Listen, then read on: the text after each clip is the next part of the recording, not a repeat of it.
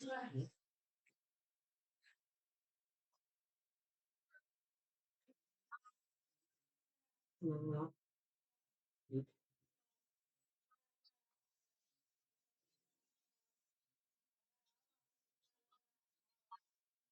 mengganggu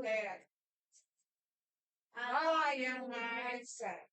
Allah Allah dan itu apa yang mana dan sehingga bila diri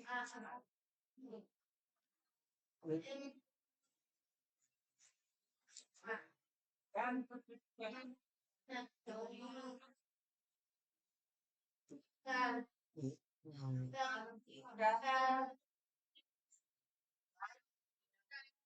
oleh selanjutnya mari kita pada hal yang ketiga kita yang dilakukan oleh Maria. Seorang kalimat jangan dibandingkan pada tapi yang ketiga akan mandiri pukul karena mengatakan sebagai raja agama semua manusia sudah berdosa yang kehilangan Allah sehingga harus sobat akan kalian ya Allah untuk menangani dosa pengenalan dan baru berjalan tanpa tidak ada yang dikerjakan oleh sehingga orang yang bertobat harus berdosa para lama macam untuk jalan nama kemudian ada pelayanan saya dalam mereka Yesus Kristus yang terjaga oleh masa diri dan rasa itu Yesusnya adalah asal dan Yesus Kristus. Tapi Yesus adalah kamunya untuk semua orang yang telah karena awal lapisan untuk adalah berkata dengan roh sebagaimana dibilangkan oleh Paulus. Jangan lakukan persetujuan kita dengan satu dengan yang lain sebagai kesemua telah bersedia dalam penjelasan Yesus semua orang percaya Tuhan Yesus akan membagikan semua yang telah di dalamnya.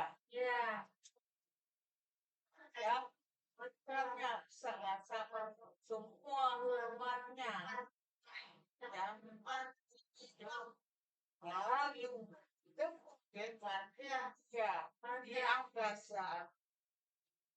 Kemudian dia akan datang kembali bersamamu akan memberikan kerajaan setia lalu tinggi pada akhirnya orang kan kembali mendapatkan pada kebangkitan yang pertama yang menerima disertaan. Tetapi seorang jangan bangkit pada kebangkitan yang kedua dan menerima hukuman selama ibadah dan halo,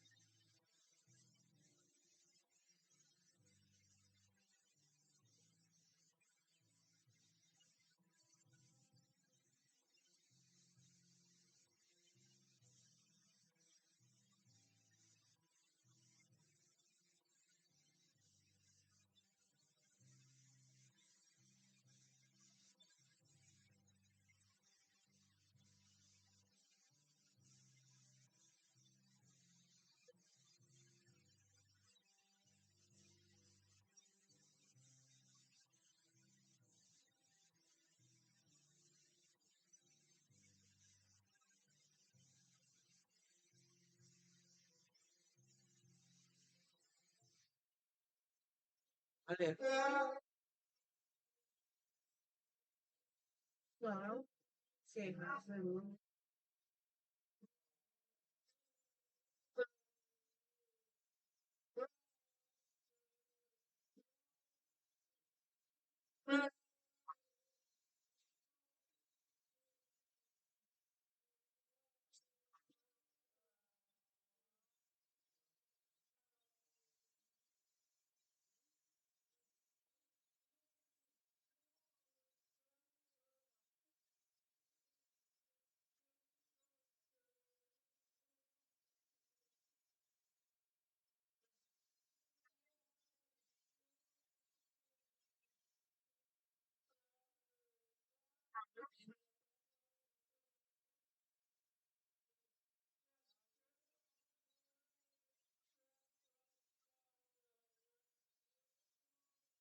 Salamu sì, alleluia, io sono in guarda.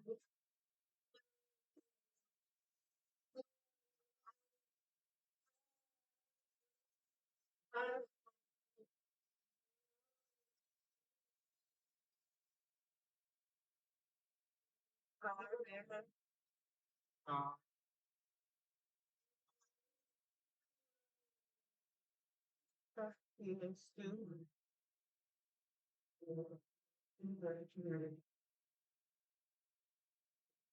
yes, too. Yes, we have. Yes. We have. Yeah. Ah, me. Me.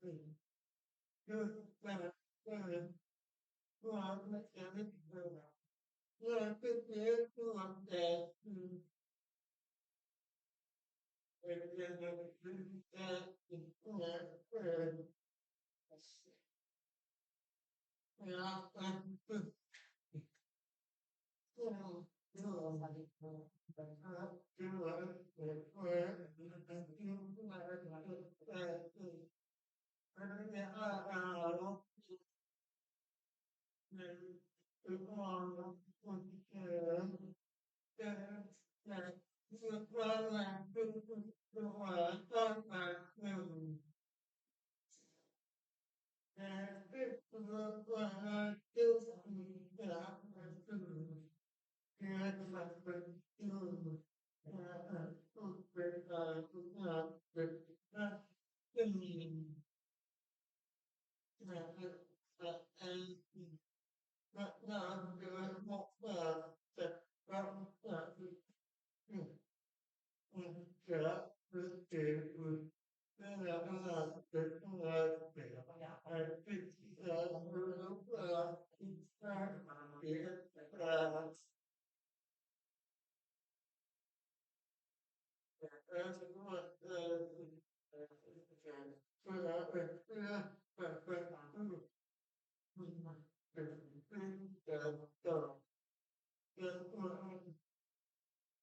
Yeah. Yeah. Well, let's get it. Yeah, good. Yeah, good.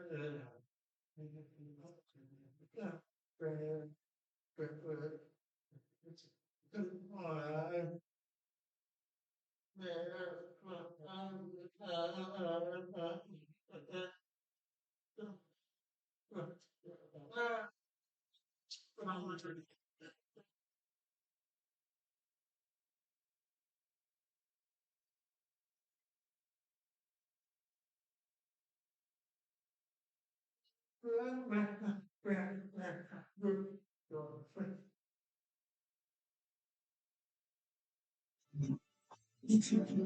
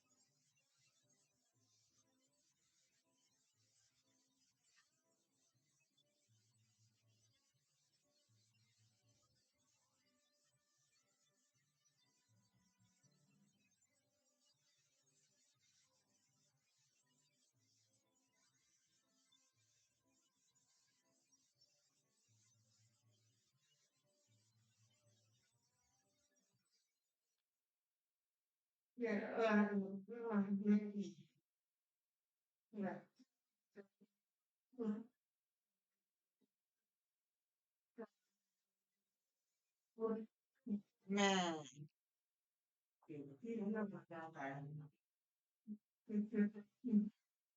amin.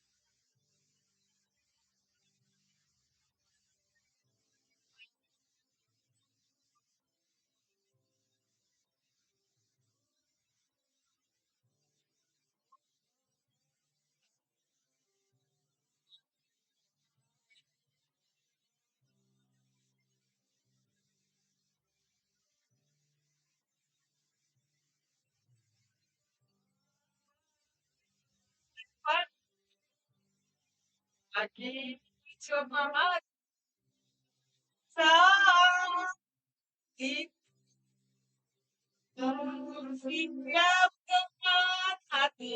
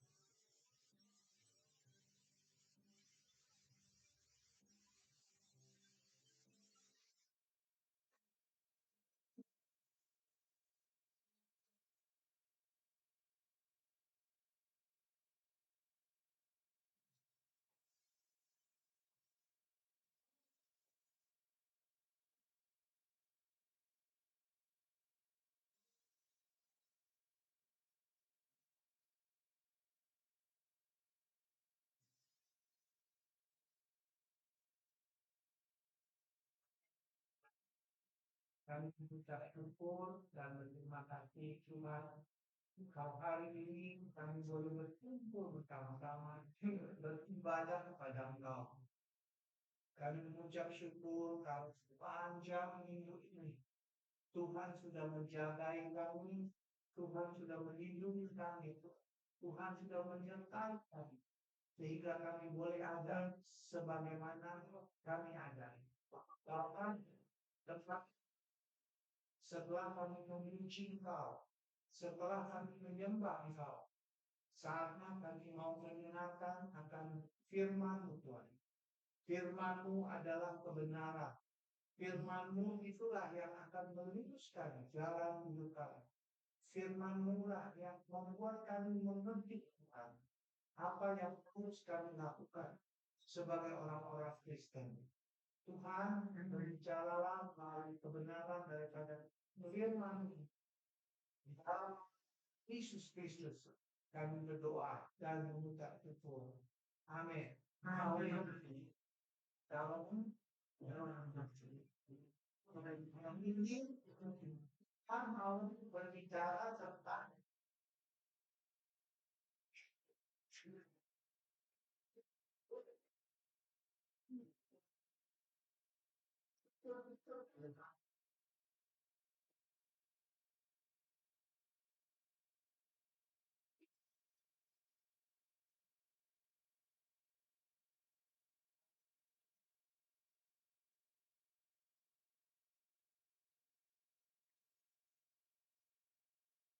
dalam hal ini kita mau belajar bagaimana kita sebagai anak-anak Tuhan harus yang namanya payung rohani. Payung rohani yang membuat kita ya bisa dilewatkan, bisa tidak terkena hujan, terkena masalah-masalah. Kalau kita memiliki suatu payung rohani, ya, suatu payung rohani. Nah, hari ini kita mau jelaskan kepada saudara apa sih yang dimaksud dengan payung rohani atau payung rohani. Ya. Nah, sekarang kita mau ambil teks ya, dari Ibrani 13 ayat yang ke-17.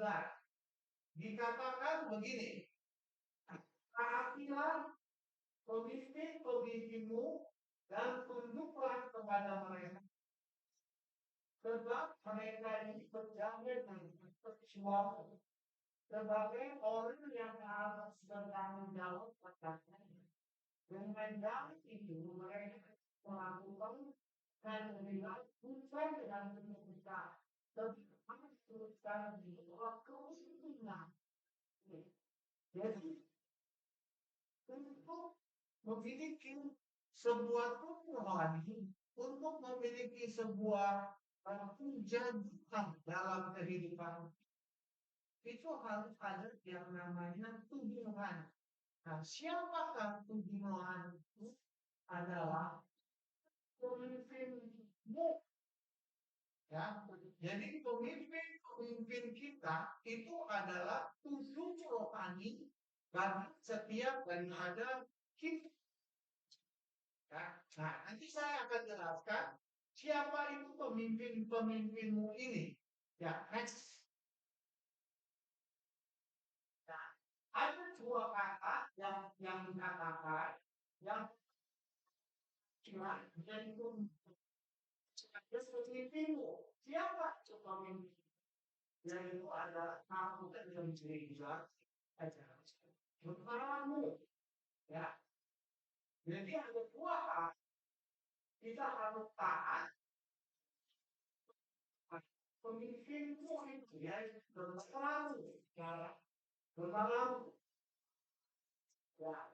Sebab mereka pemimpin itu dia berjaga-jaga jiwamu atas rohanimu. Yang kedua adalah bertanggung jawab jiwamu atau rohanimu.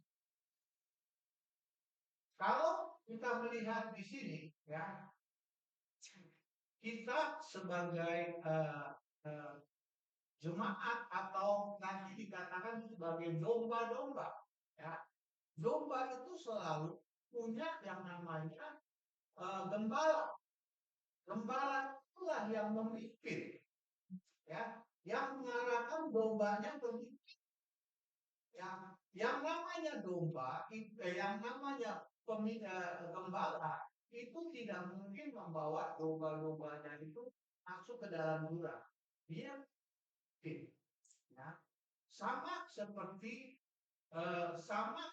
kita, ya, di dalam gereja, di dalam rumah tangga kita, di dalam kantor kita, ya, selalu ada yang namanya pemimpin.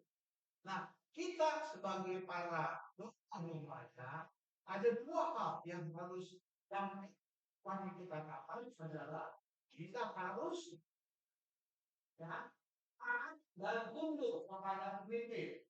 Kenapa? Karena mereka berjaga-jaga akan jiwa. Ya, dia pemimpin ini yang akan menjagai, ya, jiwa kita, rohani kita. Apakah kita ini sedang jatuh, atau kita ini sedang bersedih, atau kita ini sedang mengalami beban berat, atau sakit penyakit.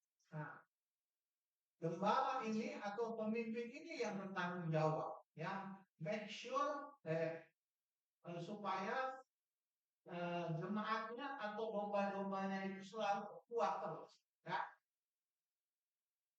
Nah, firman Tuhan di dalam Kisah Rasul 20 ayat yang 28 dikatakan demikian. Saya baca dulu dari Kisah Rasul. Kisah Rasul 20 itu berbicara demikian. Karena itu, ya, nah, ini aja. Karena itu, jagalah firman Tuhan. Tugas gembala karena itu yang ini berbicara kepada gembala. Karena itu jagalah, hai gembala-gembala, dirimu. Jangan sampai kita sebagai pemimpin juga jatuh. Ya, kita jaga diri kita. Nah, kemudian dan jagalah kawanan. Ada dua hal. Sebagai pemimpin, ya, sebagai gembala, ada dua hal yang harus gembala itu perhatikan.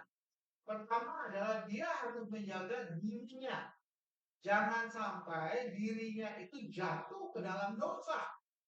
Jangan sampai gembala itu membuat kesalahan-kesalahan. Jadi dia harus menjaga dirinya. Ya.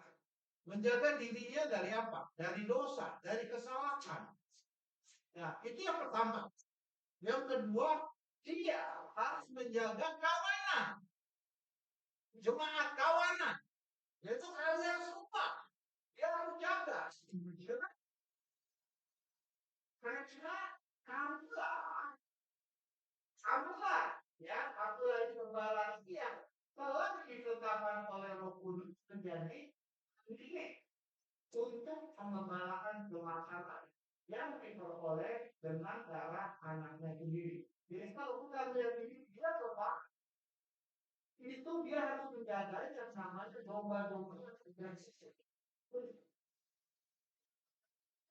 yang menetapkan.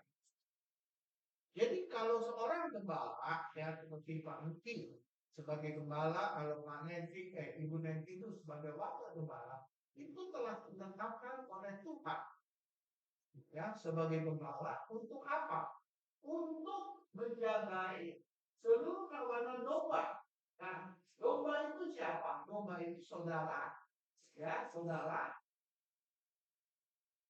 Kenapa? Karena saudara semua itu telah dibeli, telah ditarik keluar dari dunia oleh Tuhan untuk berada di dalam kandangnya, dalam kawanan dombanya. Ya. Jadi kalau saudara sadar atau nggak sadar, kalau saudara bisa ada di sini, itu bukan karena kehebatannya Niki atau kehebatannya ini. Yang menarik saudara bisa berada di sini. Untuk diapain? Untuk digembalakan. Ya. Jadi penting sebagai gembala ini harus jaga. Jadi jangan sampai salah jalan. Jangan sampai yang namanya Miki ini juga salah jalan, ya. Karena dia bertanggung jawab atas para domba-dombanya atau apa para jemaatnya. Oke, next.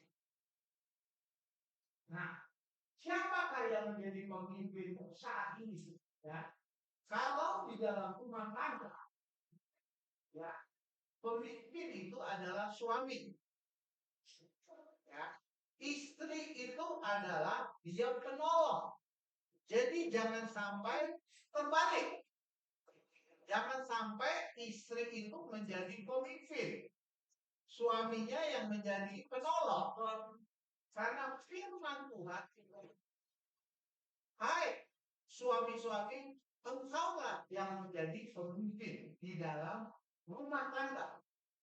Ya, jadi ini jelas. Ya, sebagai hamba-hamba Tuhan, jemaat Tuhan, saudara harus mengerti pemimpin itu adalah laki-laki, bukan wanita. Karena Tuhan sudah menentukan laki-laki itu menjadi pemimpin. Ya, kalau istri itu adalah sebagai, gimana kita bisa lihat? Saudara bisa lihat di dalam kitab Efesus 6. Ya, kalau saudara nanti baca kitab Efesus 6, yang pasal 6 itu berbicara tentang fungsi daripada suami dan istri. Ya, di mana jabatan dia. Jadi jangan terbalik. Kalau saudara terbalik, nanti akan terjadi keributan di dalam rumah tangga. Ya, kalau istrinya mau mimpin, wah itu pasti ribet. Kan? Banyak kejadian-kejadian. Banyak pengalaman. Si suami sudah bilang, ayo hari ini kita mau pergi makan bakmi. Nah, makan bakmi.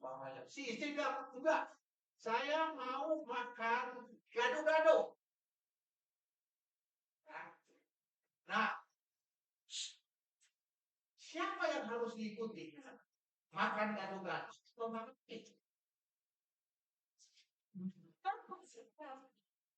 Kalau suami bilang makan mie, dia si istri belajar video. Jangan bilang, pokoknya saya nggak mau.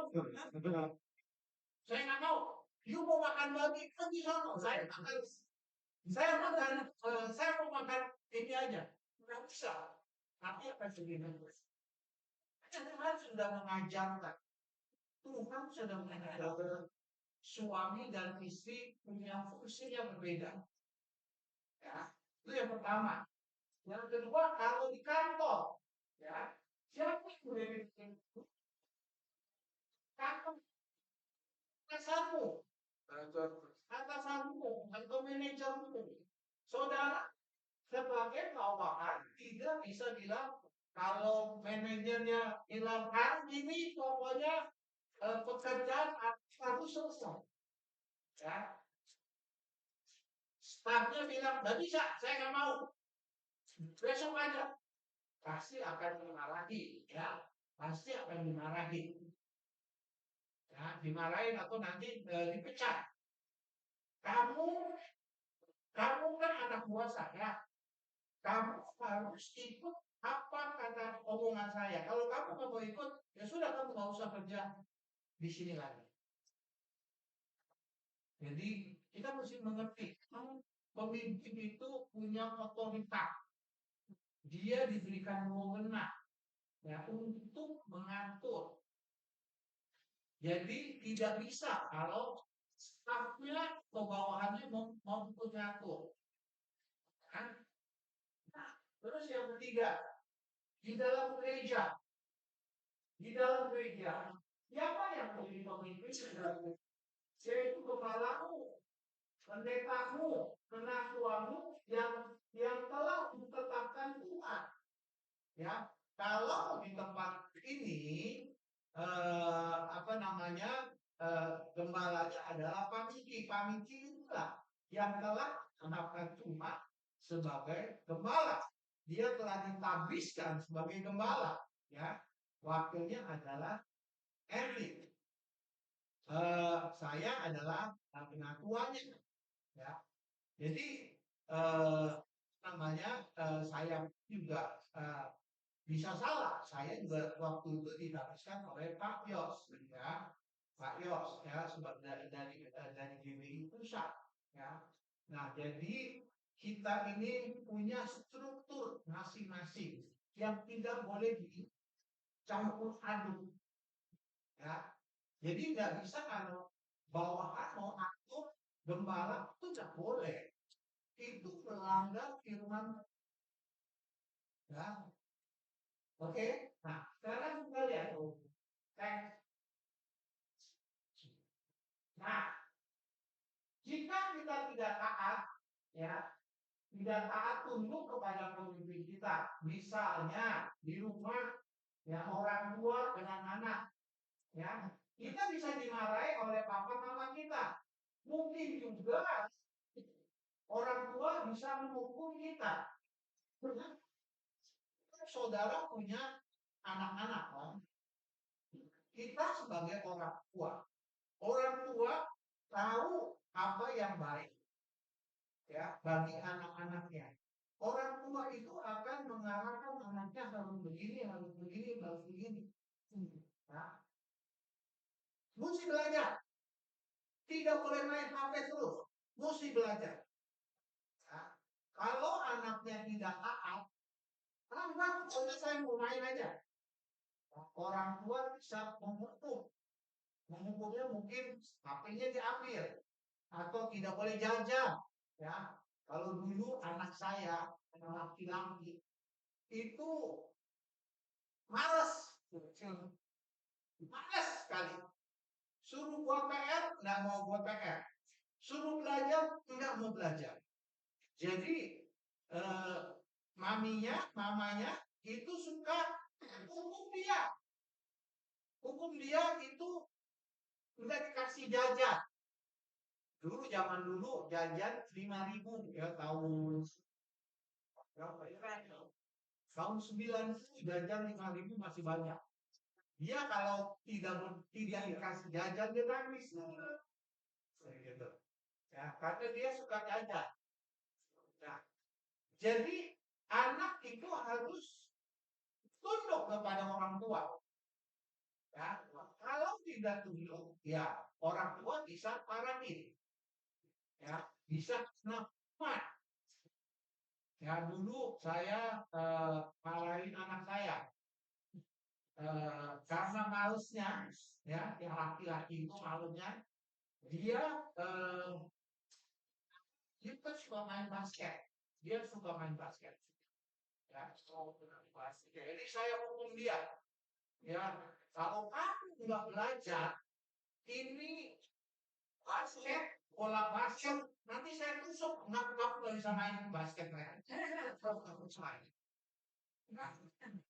Dia malam dia mesti belajar, ya. Ya, puji Tuhan. Jadi melalui disiplin, dia akhirnya semakin hari semakin baik, semakin hari semakin baik. Zaman dulu waktu dia SMP 2, dia ranking kelas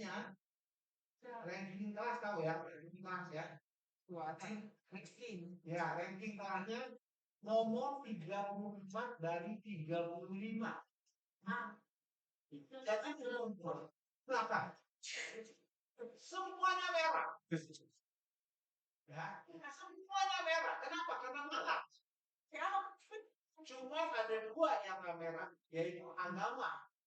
Agamanya biru karena bapaknya pendeta. Ya. Terus kedua adalah olahraganya biru karena tidak mau main basket. Tapi yang namanya matematik, bahasa, Inggris, semua merah. Nah, saya hukum dia supaya dia disiplin belajar. Dan akhirnya ketika kita sudah disiplin dia berdoa. Si anak ini dia menjadi orang pintar, ya, pintar di dalam sekolah. Nah, disiplin orang tua itu untuk anak itu supaya anak itu bisa menjadi baik. Ya, jadi kadang-kala kalau itu tidak mau taat, yang memang perlu dihukum, ya perlu dihukum. Nah, yang kedua, suami istri. Ya, kalau istri tidak mau pada suami, gampang terjadi kecocokan dan ujung-ujungnya bisa terjadi perceraian. Saya banyak menangani konseling suami istri. Banyak terjadi percekcokan dalam hubungan rumah tangga sehingga terjadilah perceraian. Kenapa terjadi perceraian? Biasanya karena masing-masing itu tidak mau kalah. Ya, masing-masing mau membenarkan diri. Saudara tahu, hampir di atas 50% artis-artis, ya artis-artis, pemain film apa, semuanya cerai. Ya, kalau di luar negeri lebih lagi hampir semuanya cerai. Kenapa? Kenapa bisa begitu? Karena si istri itu tidak mau ngalah dengan suami, tidak mau takut sama suami. Dia bisa bilang begini, memang yang bisa cari duit kamu doang. Saya juga bisa cari duit. Jadi si istri berontak. Si istri berontak. Dia tidak mau tunduk kepada suaminya. Nah, ketika terjadi pemberontakan masing-masing berontak, ya ini berontak, terjadilah percekcokan dan akhirnya kalau tidak bisa diselesaikan, akhirnya terjadilah perpisahan. Ya. Iblis memang kerjaannya begitu. Dia mau cukar rumah tangga. Jadi, ya, jadi kita tahu bahwa seperti kita akan dasar untuk taat dan tunduk kepada pemimpin kita, yaitu suami kita. Siapa di sini yang istri yang tunduk sama suaminya? Kebanyakannya nunduk. Oh,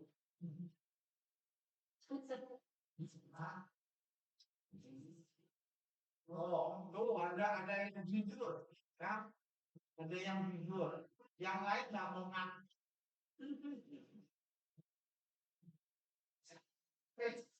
Jadi sekali kami dan untuk wajib kita menjadi juga sah.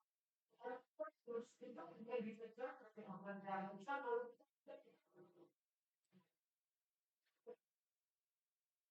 Pamai contoh,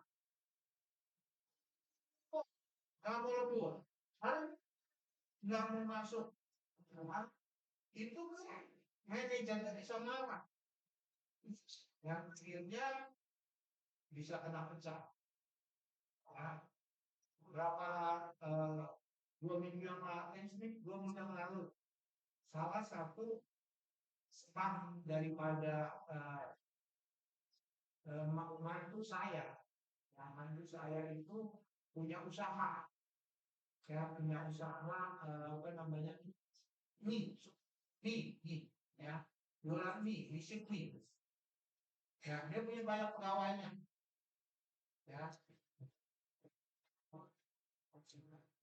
dia harus pegawai ini harus bisa melayani para pelanggannya dengan baik.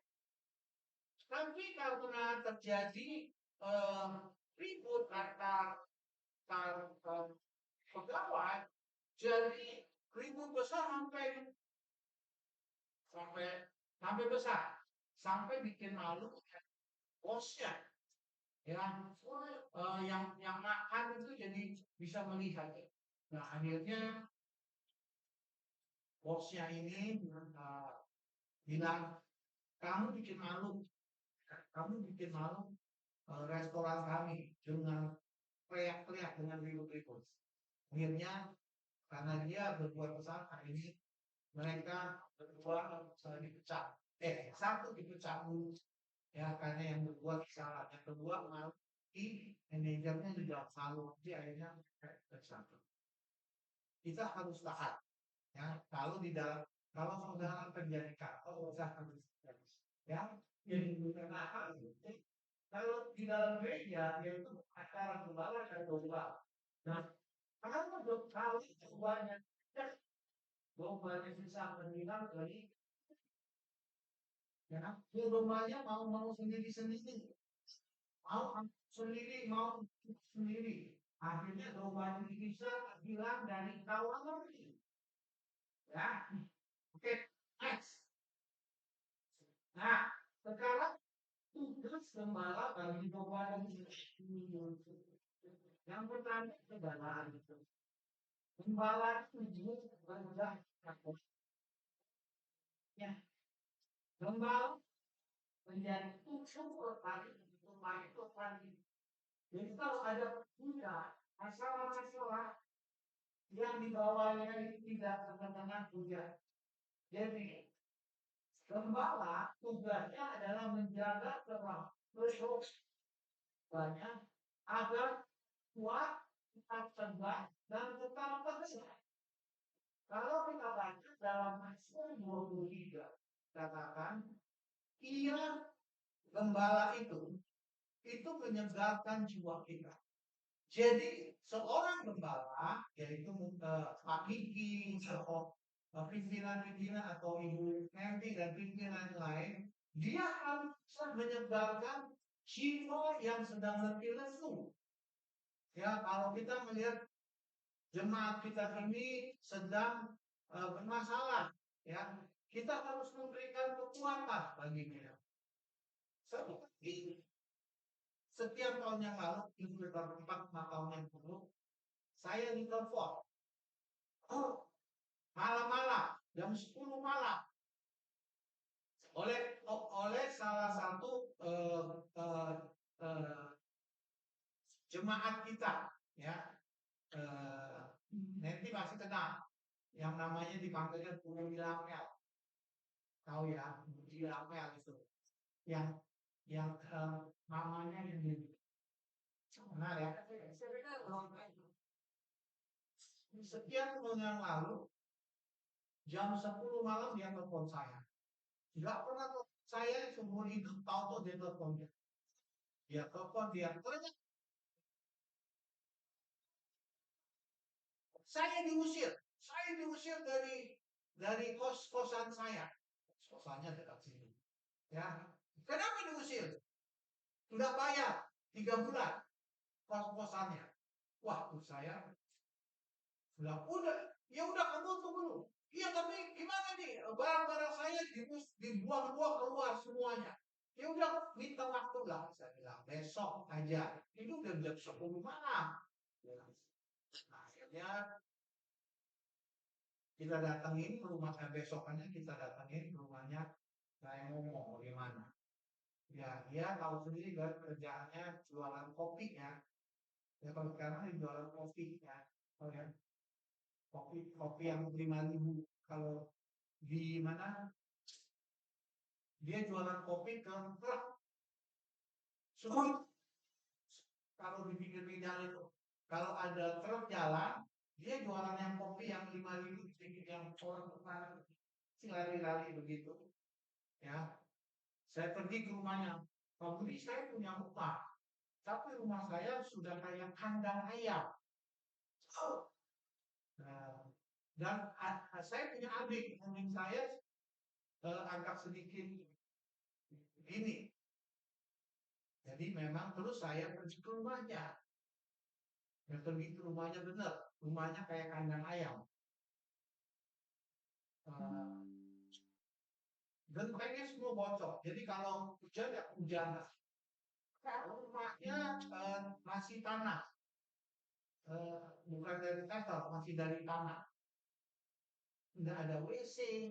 Jadi kalau kamu WC gimana? Numpang. Terus kalau nggak ada Ya, nggak ada listrik, kalau nggak salah nggak ada listrik, nggak ada air. Jadi air dari mana? Air beli. Jadi saya lihat wah ini bersihan sekali, ya. Padahal kita tahu ini adalah jemaat kita sudah lama. Ya, nah, sebagai sebagai apa gembala, saya jadi tergerak. Ya. Terus terus saya lihat itu adiknya memang sedikit gila.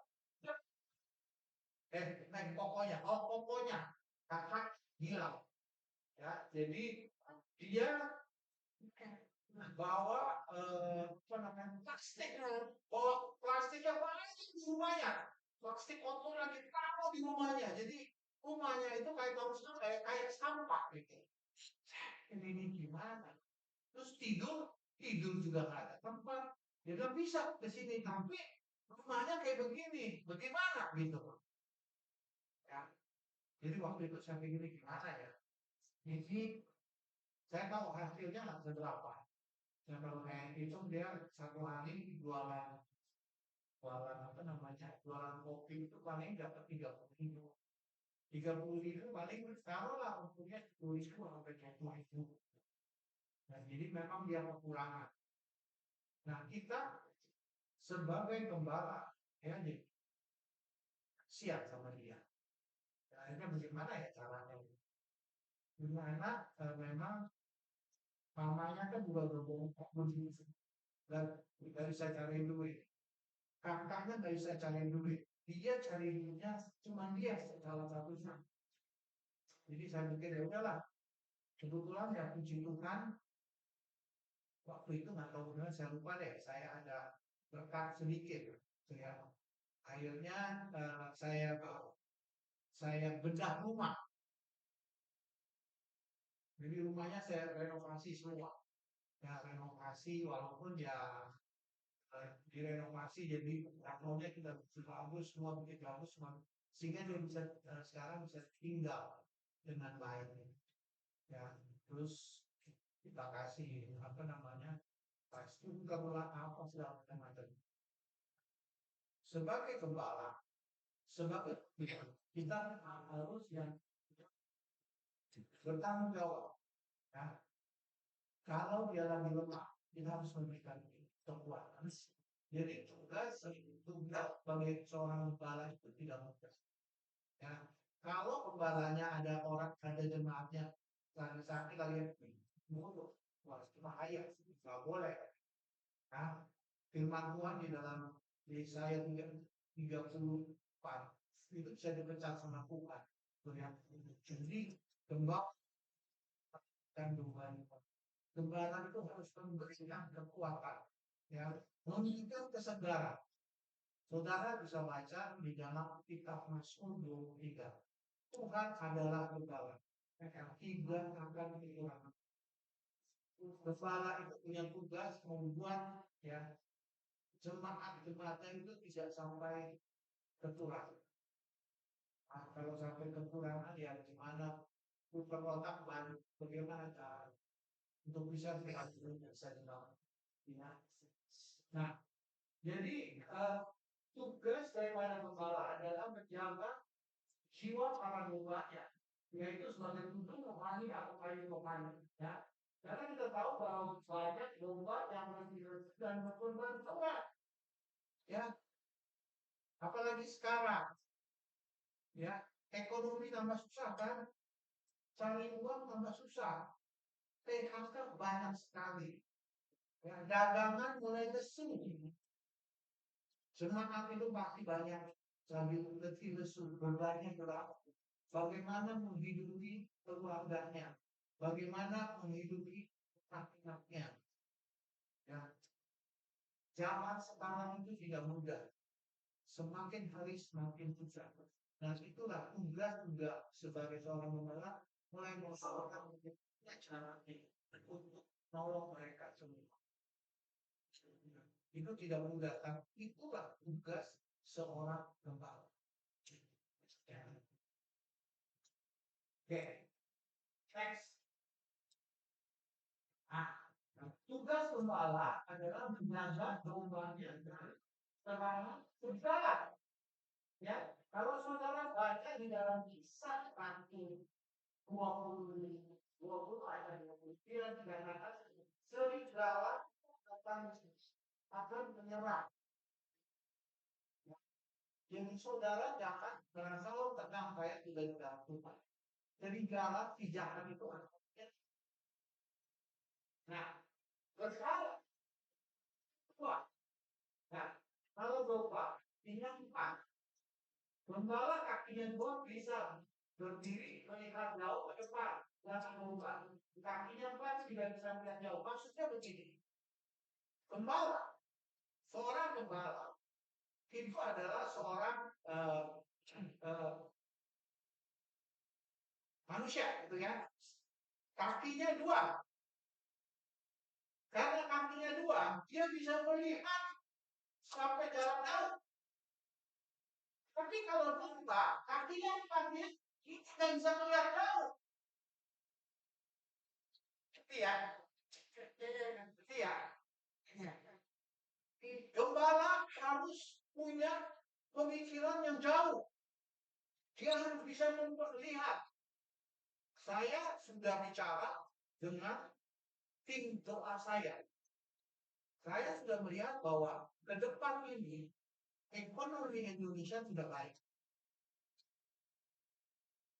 Keadaan sudah baik. Jadi saya sudah bilang kepada jemaat, kamu harus siap-siap, berjaga-jaga. Ya, kuatkan imanmu. Karena akan datang masalah-masalah yang akan kalau kita nggak kuat dari sekarang, kita jatuh. Gembala harus punya visinya jauh ke depan.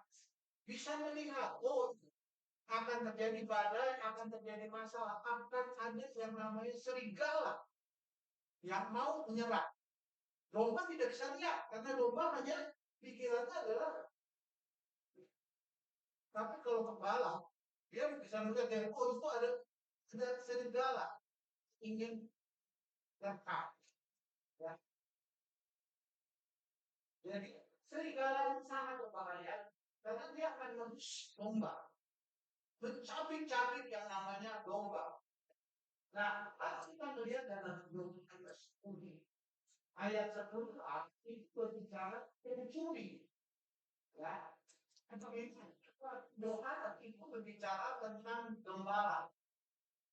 Ya, nah, pencuri ini adalah senjata.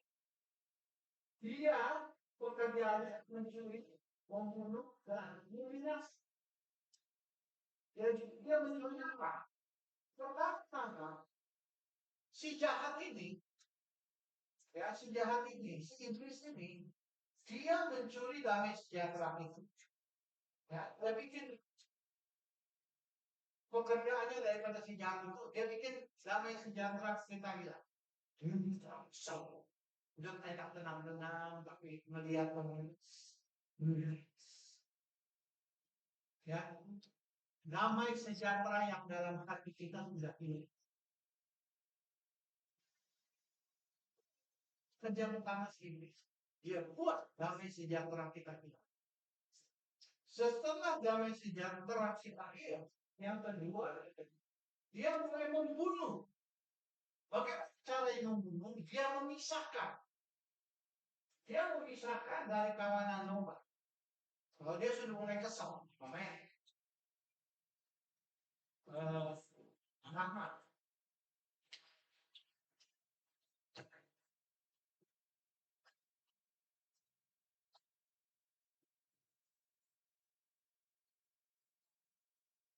Ya ini adalah kawan. Terus saya mulai jadi Indonesia.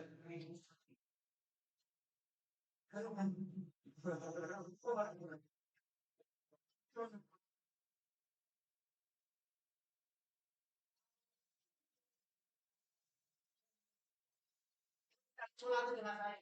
dia mulai pisahkan, ini. Dia tidak mau lagi di tempat, dia pisahkan ini.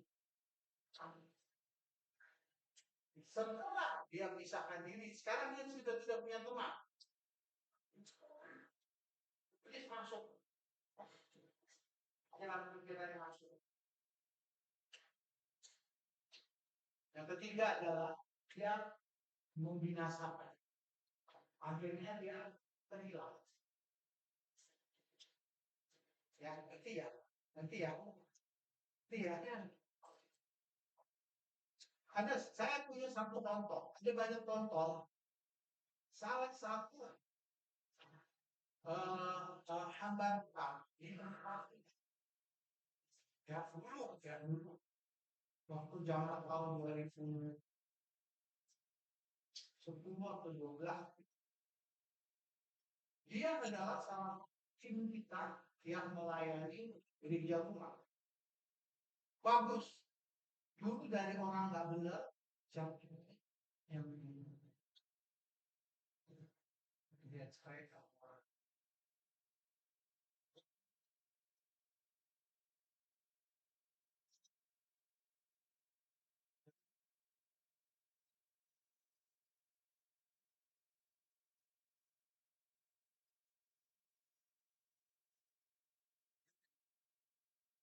orang ini adalah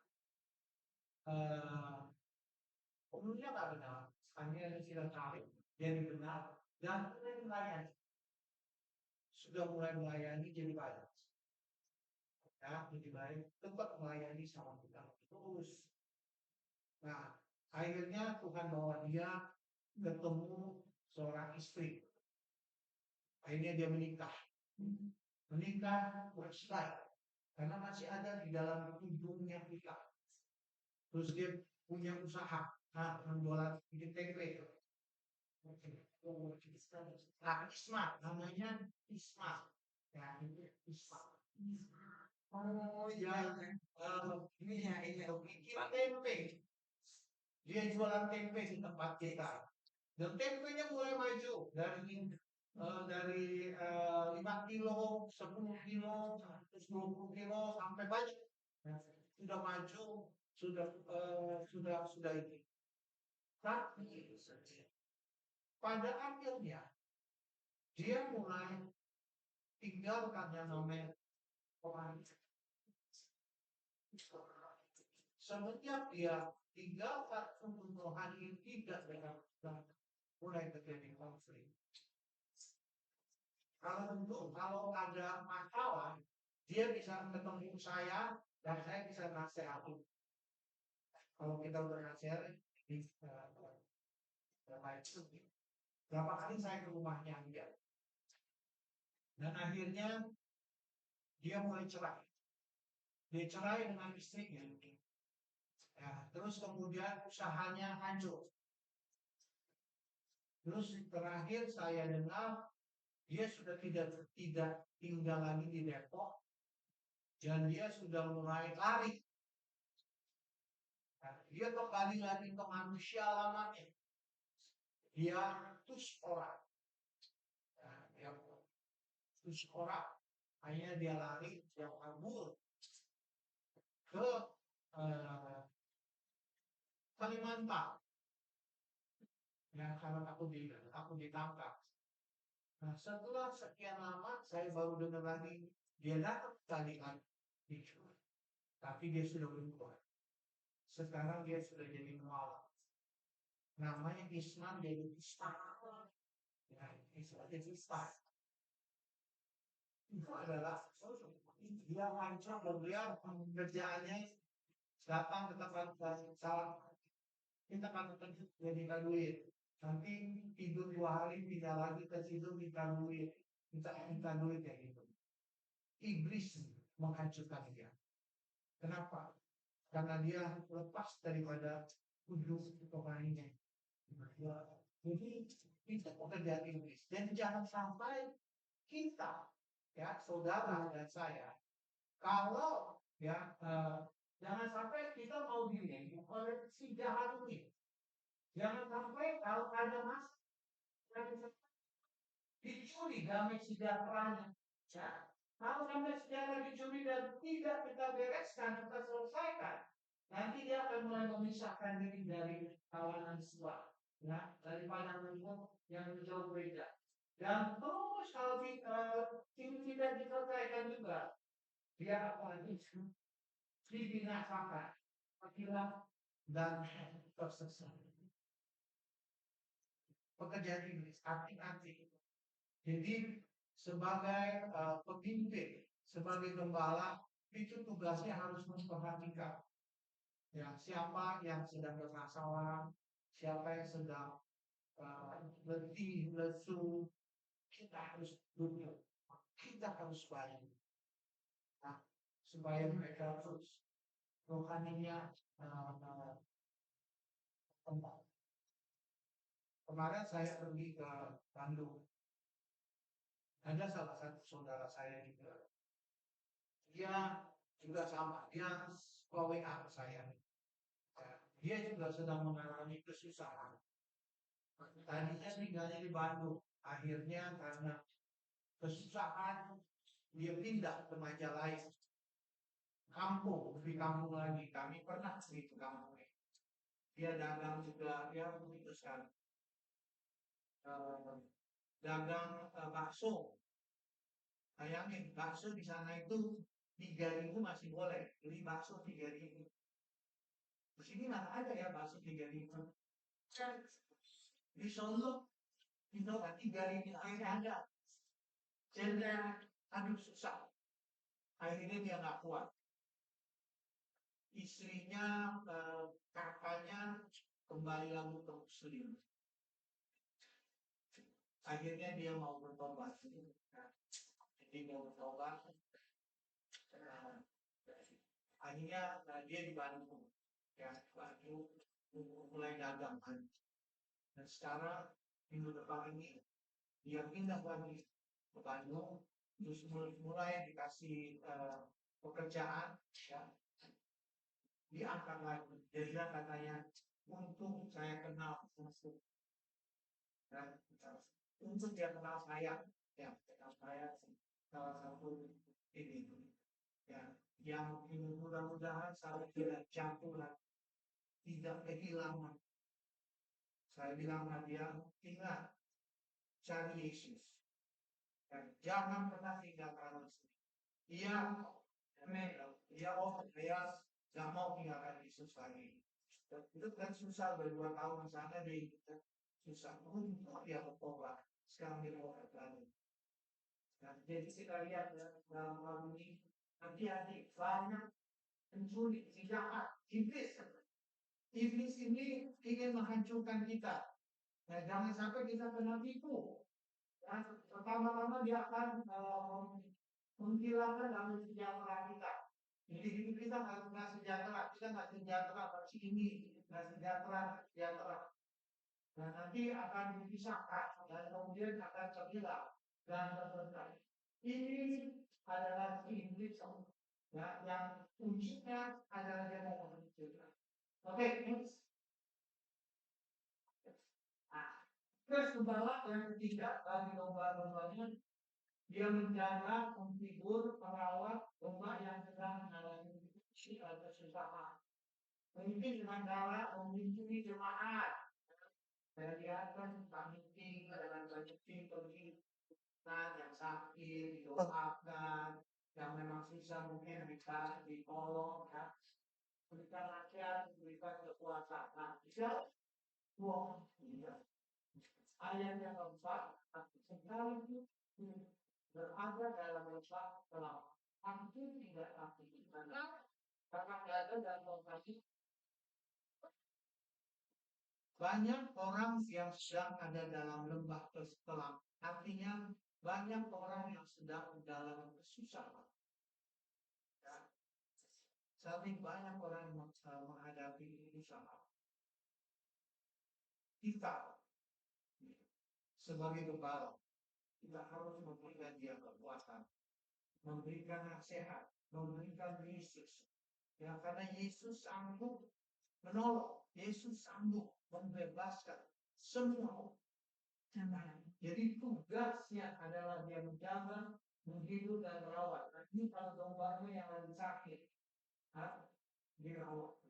Saudara, kalau kita melihat jemaat kita, teman-teman kita yang memang sedang sakit, sedang mengalami kesusahan, jangan tutup mata. Transformasi. Bagaimana cara tolongnya saya nggak tahu, nanti saudara.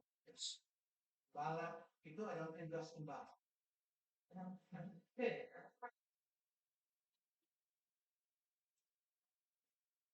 Tugas gembala adalah bagi gembala, dia bertanggung jawab atas keselamatan berikutnya. Ya, ini Yesus, ini gembala. Ini adalah domba. Ya, ini gembala. Ya, gembala itu benar-benar di jalan yang benar oleh teman-teman. Jadi, seorang gembala bisa membawa domba-dombanya ke jalan yang benar. Ya, jadi jangan membawa ke jalan yang salah. Berjalan ke jalan yang benar itu kepada firman Tuhan. Karena firman Tuhan itu adalah kebenaran. Jadi gembala itu harus menuntun di jalan yang benar. Kalau gembala itu tidak menuntun ke jalan yang benar, jangan ikuti. Ya, nah, yang kedua adalah jangan pernah ikuti yang bukan gembala yang telah ditetapkan. Karena mereka hanya mau mencerai-ceraikan kawanan. Jadi jangan kenapa ikutin yang bukan gembala. Gembala yang sudah Tuhan tetapkan adalah pangki, bukan yang lain. Bikin dengan ini sebagai wakilnya. Bukan yang lain. Jangan ikutin yang lain-lain itu. Ikuti. Ya, sebenarnya pangki yang telah ditetapkan bukan yang lain. Nah, karena saya tahu bahwa pangki ini kan membawakan kepada firman Tuhan, kepada Yesus ini. Ya, jadi ini adalah domba-domba atau ini adalah jemaat. Ini adalah gembala. Gembala yang benarnya adalah Yesus, dan kita dipercaya sebagai gembala yang membereskan ini, yang bertanggung jawab ini. Jadi tugas dan tanggung jawab seorang gembala, karena dia yang akan menjadi ujung. Kalau pagi juga kalau lagi ada masalah yang tidak bisa diselesaikan dia, pagi sudah datang ke saya. Kemudian ini ada masalah gini, bagaimana nih? Saya bisa memberikan advice, bagaimana jalan keluarnya. Ya? Nah, sekarang tadi tugas para gembala, tadi tugas para domba yang kuat. Ya, yang pertama adalah tadi dikatakan dalam Ibrani 19 ayat yang 17 adalah pemimpinmu dan gembalamu. Gereja kita ini sudah 26 tahun, sudah melewati berbagai macam ujian dan sudah banyak menghasilkan banyak buah. Jadi adil ya, karena selama ini kalau kita melihatkan bagaimana ini puluhan tahun dia baik, dia benar, dia mengarahkan, dia tidak bercanda sehingga ya dia bisa menjadi gembala yang dipercaya. Oleh karena sila pemimpinmu malam ini jangan yang lain. Amin. Ya. Yang kedua adalah sebagai doa kita juga harus mentaati firman Tuhan. Ya, yang terus diajarkan dalam gereja ini melalui khotbah, melalui pertemuan harian, supaya kita bisa bertumbuh dalam ini. Penting saudara, kita harus taat kepada firman Tuhan. Apa yang firman Tuhan katakan, kita harus taat. Kalau kepalanya tidak mengajarkan firman Tuhan, mencong dari firman Tuhan, nah saudara boleh tahan. Nah, kalau dia taat pada firman Tuhan, kita ikuti.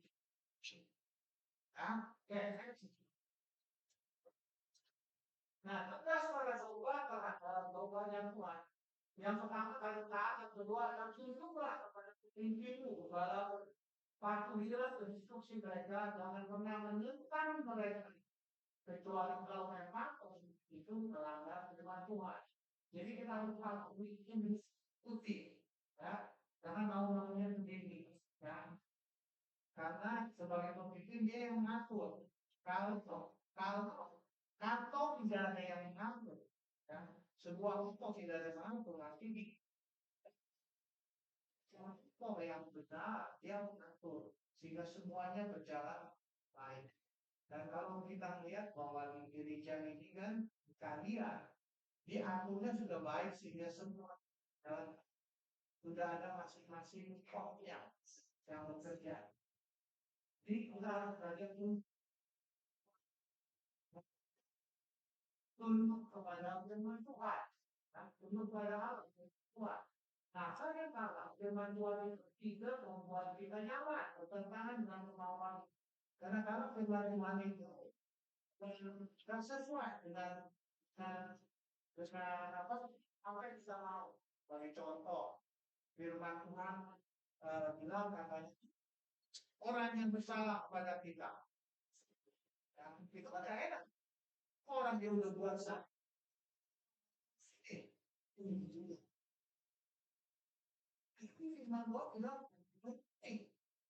ya kenapa sampai ini? Terus berapa kali ampuninya? Ya, 7 kali, kali 70, 70 kali itu enak aja. Kalau kalau dia buat salah sama kita, kita yang dirugikan terus. Masa kita harus ampuni? Kadang-kadang kita harus begitu kan. Nah, saya mau suaranya Pak. Firman Tuhan dan gampang. Memang diberi Tuhan itu tidak. Tapi itulah, kalau kita mau mengikuti firman Tuhan, saudara akan menikmati, mengalami, ya, berkat-berkat daripada Tuhan Tuhan. Oleh karena itu, mari ya, siap lagi tadi. Yuk kita belajar, ya, mengikuti Tuhan, belajar berada di dalam hidupku, ya. Amin. Amin. Satu buka kepala. Bapak di surga, amal selesai dengan jalan Tuhan, kami ucap syukur untuk firman Allah yang boleh disampaikan. Pimpin kami dan ajar kami untuk kami boleh mengerti apa yang sudah diajarkan, boleh kami kerjakan, kami lakukan dalam kehidupan. Dan pujilah nama-Mu Tuhan, jalan nama Tuhan diberkati Tuhan. Amin.